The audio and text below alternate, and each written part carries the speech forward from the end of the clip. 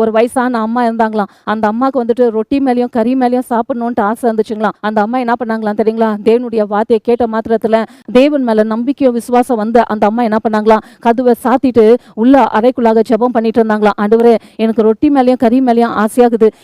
எனக்கு வாங்கி கொடுக்கறதுக்கு ஆள் இல்லை, எனக்கு சமைச்சு சாப்பிட்றதுக்கும் அந்த அளவுக்கு வசதி இல்லைன்ட்டு அந்த அம்மா அழுந்து ஜெபம் பண்ணிட்டு இருந்தாங்களாம். ஏன் இந்த அம்மா அழுந்து ஜெபிச்சுட்டு இருக்கிறாங்களேன்ட்டு வெளியில இருந்து ஒரு பையன், வாலிப பையன் இதை கேட்டுட்டு அவன் என்ன பண்ணானா, கூரை மேல ஏறி பார்த்தானா, என்னத்துக்கு இந்த அம்மா ஜெபம் பண்ணுகிறாங்கன்ட்டு.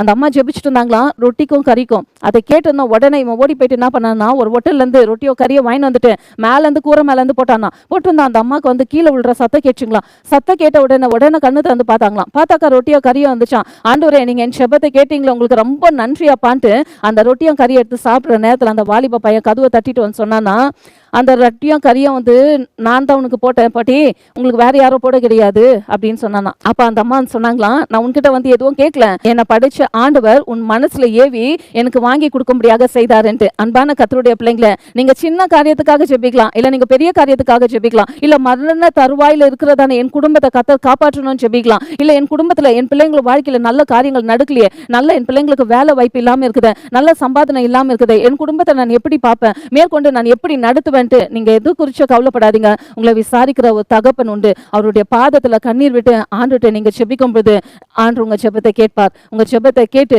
அவர் உங்களுக்கு வெளியரங்கமாய் பதில் தருவார்.